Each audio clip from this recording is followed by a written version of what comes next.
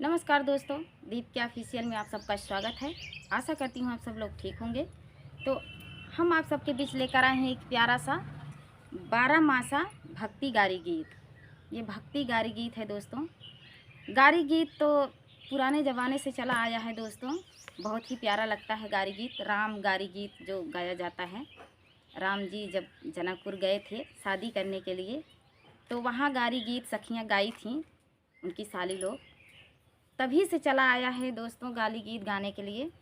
तो उसी का 2 पार्ट है ये। तो आप लोग सुनिएगा और कमेंट में ज़रूर बताना दोस्तों कि ये गाली गीत आप सबको कैसा लगा दोस्तों। तो चलिए देर ना करते हुए सुनाते हैं एक प्यारा सा गाली गीत। सांवली सूरतिया पे बड़ा रे गुमानवा हो, सांवली सूरतिया पे बड़ा रे गुमानवा हो। अरे नाही आए न घन श्यामा, सीताराम से भजो। अरे नाही नहीं आए घन श्यामा, सीताराम से भजो। समली सूरतिया पे बड़ा रे गुमानवा हो, समली सूरतिया पे बड़ा रे गुमानवा हो। अरे नाही नी आए घन श्यामा, सीताराम से भजो।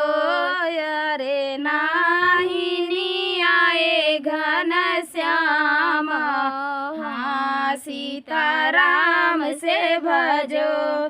चैतन्य आए बाई साखवन आए हो, चैतन्य आए बाई साखवन आए हो।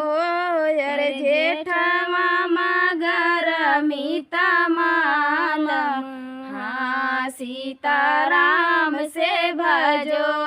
अरे जेठवा मगर मीता माल, सीताराम से भजो। समली सूरतिया पे बड़ा रे गुमानवा हो, समली सूरतिया पे बड़ा रे गुमानवा। अरे नाही नी आए घिर, नाही नी आए घन श्यामा, सीताराम से भजो। अरे नाही नी आए घन श्यामा, सीताराम से भजो। जेठ आए आषाढ़वन आए हो, जेठ आए आषाढ़वन आए हो। सावन माँ कजरी गवाऊँ, सीताराम से भजो। अरे सावन माँ कजरी गवाऊँ, सीताराम से भजो। समली सूरतिया पे बड़ा रे गुमानवा हो, समली सूरतिया पे बड़ा रे गुमानवा। अरे नाही नी आए श्री रामा, सीताराम से भजे। अरे नाही नी आए श्री रामा, सीताराम से भजो। भदौना आए कुंवरवन आए हो, भदौना आए कुंवरवन आए। अरे कार्तिक मदिया न जलाए, सीताराम से भजो। अरे कार्तिक मदिया न जलाए, सीताराम से भजो। समली सूरतिया पे बड़ा रे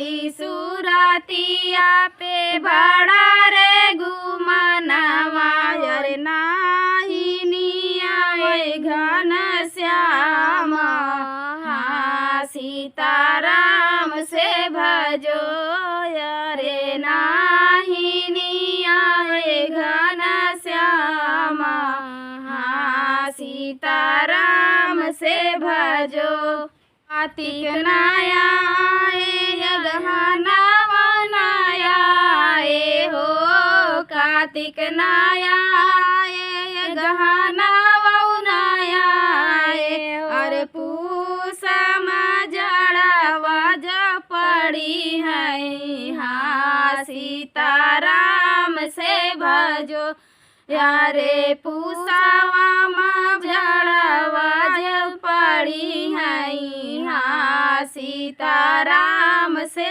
भजो संभली सुरतिया पे बड़ा रे गुमानवा हो संभली सुरतिया पे बड़ा रे गुमानवा अरे नाही नियाए घन श्याम हाँ सीताराम से भजो यारे नाही नियाए श्री राम हाँ सीताराम से भजो पूसनाया गौनाया हो पूसनाया अरे गौनाया हो अरे फागुन रंग बरसाए हाँ सीताराम से भजो यारे फागुन रंग बरसाए हाँ सीताराम से भजो संभली सुरतिया पे बड़ा रे गुमानवा हो संभली सुरतिया पे बड़ा रे गुमानवा अरे नाही नियाए घन श्याम हाँ सीताराम से भजो अरे नाही नियाए घन श्याम हाँ सीताराम से भजो। तो ये प्यारा सा 12 मासा गाली गीत आप सबको कैसा लगा दोस्तों, कमेंट में ज़रूर बताना। तब तक के लिए जय श्री राम।